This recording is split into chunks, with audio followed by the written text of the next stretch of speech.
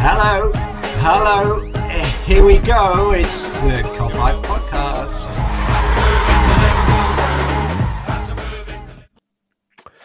What is happening, everyone? Welcome back to the Copite Podcast. It's Mick, and I'm joined today by singer-songwriter Dylan James. Dylan, how are we doing?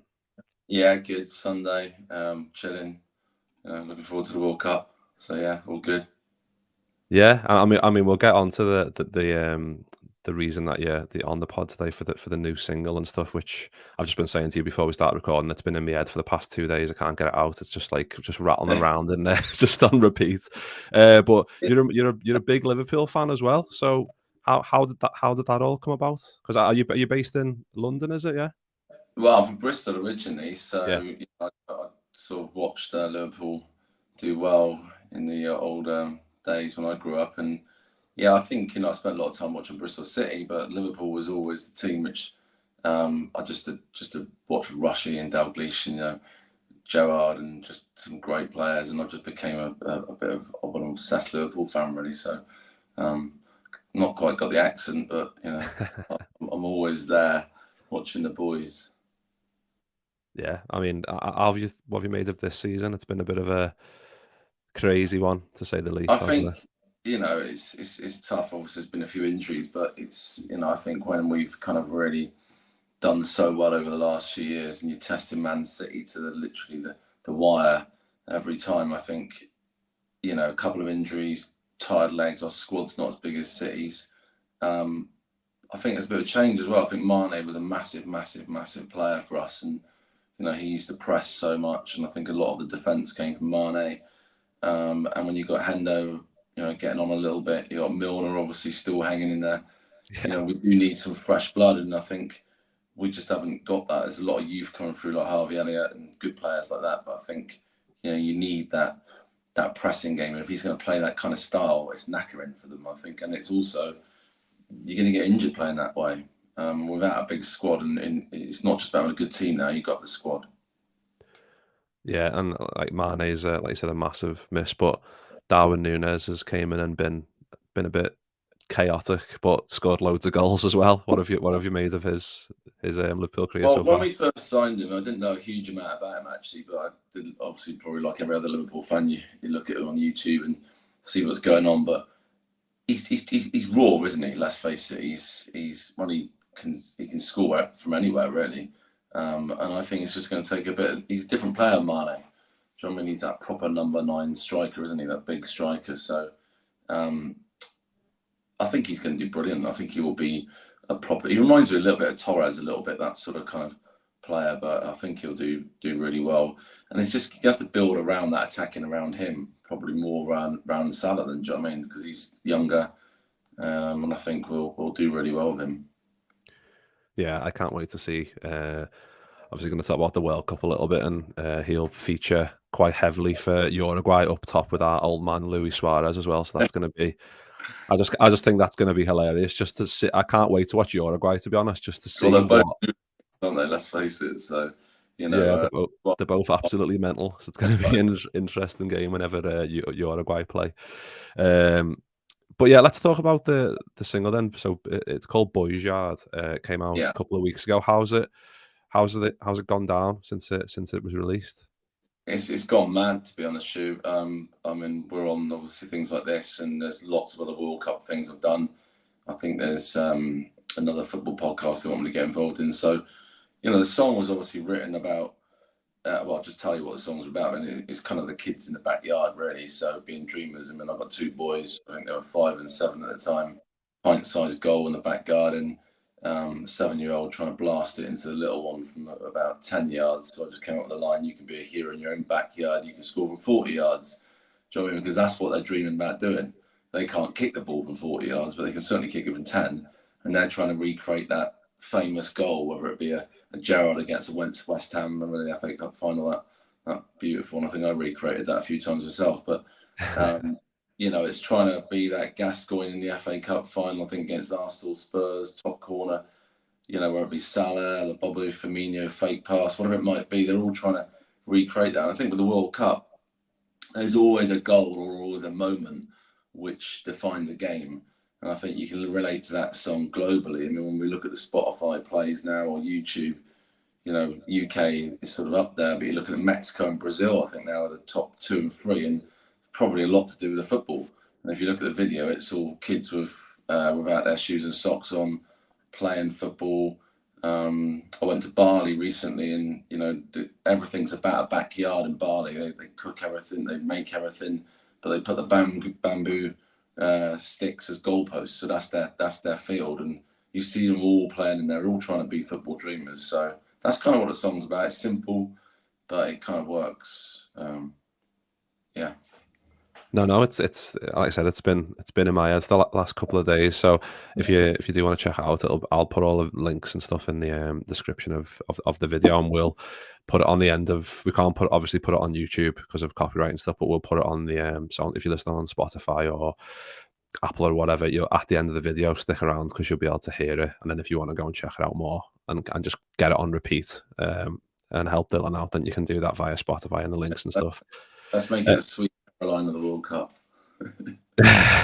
Exactly. But yeah, you were just discussing about some of the lyrics in it, like score from 40 yards and like cover every blade of grass. Like the first thing I just thought of Steven Gerrard instinct, like you said, the FA Cup final and kind of the way that he played footy. It was just magical to watch. But like I said, the World Cup's produced some amazing moments as well, like that. I remember was it Maxi Rodriguez, but back at 2006 was it? I think, or 2002, I forget now. Yeah, scored like an absolute world class goal, and it's something like, I think, especially when I was younger, I think I really hark back to those moments when you're a bit younger and you're watching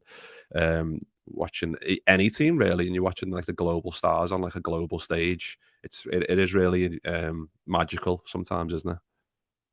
Yeah, it's brilliant, and you know, it doesn't matter what age you are really. I think dads will try and recreate the goal sometimes when they get in the park. Do you know what I mean? So, look, the World Cup, it's going to be a funny one this time, and obviously it's kind of feel like it's just come around so quick. You know, you look at players like Harry Kane, he looks absolutely knackered, and he's going to the World Cup a week later. So, yeah, but look, it is going to be what it is. It's every 4 years, whether it's Qatar or England or France, it doesn't matter. I mean, there's going to be people there having a dream that someone's going to win the World Cup, and I'm sure there'll be some magic in there which defines it. And yeah, I just think, and I didn't really write about a football song as well, so I think that's the funniest thing. Everyone tries to write a Christmas song or a football song or Yeah. something, you know. So I wrote this one. It's one of those ones, as old Noel Gallagher used to say, that the tune will fall from the sky, and I think sometimes they do, and you can write for years, and that song was written probably in 5-10 minutes really, because it was just there, guitar, kids in the back garden, sunshine, beer in your hand, you know. Kind of works. Yeah, definitely. And just on like your like career, shall we say? Yeah. So you had a debut single called "Let's Talk," which was released earlier this year. So they're your only like 2 official songs, so to speak. But you were doing like demos and stuff. For how long have you been kind of in the music arena? Like most of your life? Yeah, most of my life. I mean, I played a lot of punk indie bands before. I actually set up a music company to manage bands, so I know a lot about it. We did quite well. There's a band in Manchester, actually, Dutch Uncles, which we signed to a German label. Really good band, is still going. So yeah, we did quite a lot there, but you know, I wanted to take some time out really, and do something for myself. So yeah, lockdown was probably a perfect tonic for me. I think a lot of artists were obviously not gigging, so they weren't making any money. But for me, I was able to just sort of recreate a lot of these demos into an album. So I met, I knew a guy, Matt from Noah in the Wild, Matt Owens, and we would do these kind of sessions online, really, sort of every Monday night or something. And he'd always say to me, "What have you got?" And I think "Let's Talk" was the first one, and it's quite a catchy little hook in the chorus, and I was just singing that around the kitchen for myself, and then Matt just said, "That's your first single." I was like, "Okay, I haven't actually got any lyrics to it yet," so together. But yeah, we just wrote. I wrote a lot of poems. I think a lot of that sort of poetry, wordsmith stuff, and you know, that's kind of where the album is gone. So yeah, I'm really excited about Boyz Yard and Let's Talk. But I think there's a really good 3-4 minute pop songs all the way through that album. That's kind of what we did. We wanted it just to tell a story, really.